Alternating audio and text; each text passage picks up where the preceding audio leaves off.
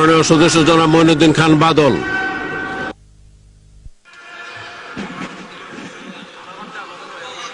মাননীয় স্পিকার, আপনাকে ধন্যবাদ।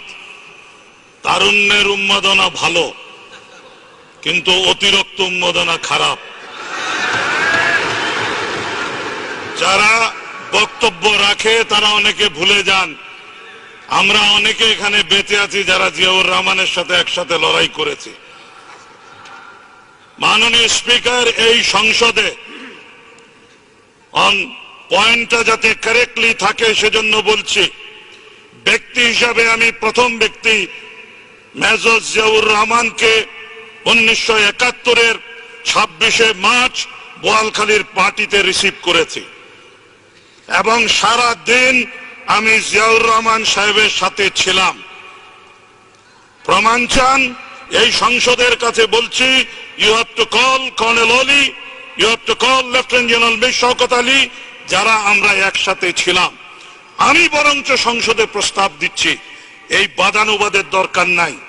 যারা ওই মুহূর্তে ওই এলাকায় জীবিত ছিল, lieutenant general Mir Shawkat Ali, colonel Oli, Awami League নেতৃবৃন্দ, আমরাও যারা ছিলাম, সবাই একসাথে একত্রিত হতে পারি। তখনই কিন্তু আলোচনা হবে ড্রামের উপরে দাঁড়িয়ে স্বাধীনতা হয়েছে না ড্রামের নিচে দাঁড়িয়ে স্বাধীনতা হয়েছে।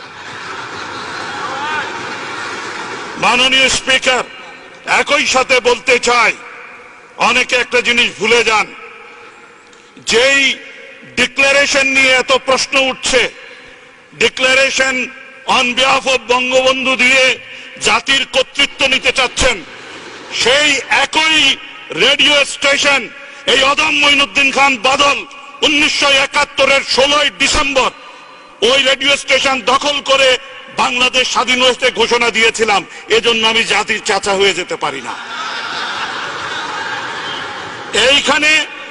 এইখানে অনেকে ভুলে যাচ্ছেন Mister Speaker, Chittagong radio station 10 কিলোওয়াটের রেডিও স্টেশন। চট্টগ্রাম রেডিও স্টেশনের ভাষণ ফেনীও ভালো মতো শুনে না। ইতিহাসটা ঠিক মতো পড়তে হবে। একই সময় সমগ্র বাংলাদেশ বিস্ফোরিত হয়েছিল, সমস্ত উত্তরবঙ্গ বিস্ফোরিত হয়েছিল। বরিশালে মেজর জলিল গর্জে উঠেছিলেন খালেদ মোশাররফ, গর্জে উঠেছিলেন শফিউল্লাহ, গর্জে উঠেছিলেন অন্যান্য প্রান্তের মানুষ। তারা কোন ভাষণটা শুনেছেন? উনাদের বুঝতে হবে, সমগ্র বাংলাদেশ একসাথে ফেটে পড়ার পেছনে যেই ব্যক্তির মোহনবাসী সমস্ত বাঙালিকে একত্রিত করেছে, তার নাম উচ্চারণ ব্যতি রেখে ক্রমাগত শ্রদ্ধা এই জাতির অধঃপতন ডেকে এনেছে। সেই কারণে বলতে চাই, আমি অন পয়েন্ট অফ অর্ডারে এই ইস্যু আনতে চাই না। ইফ দেয়ার ইজ টাইম, আমরাও সব কথা বলবো। বাড়াবাড়ি সহ্য বহুদিন করেছি। আপনাকে একটি কথা বলতে চাই, এই বিমানবন্দরের নাম কি? শাহ আমানত বিমানবন্দর ছিল। 26 তারিখ ঘোষণা করেছে হান্নান সাহেব, তার নামটা ছিল।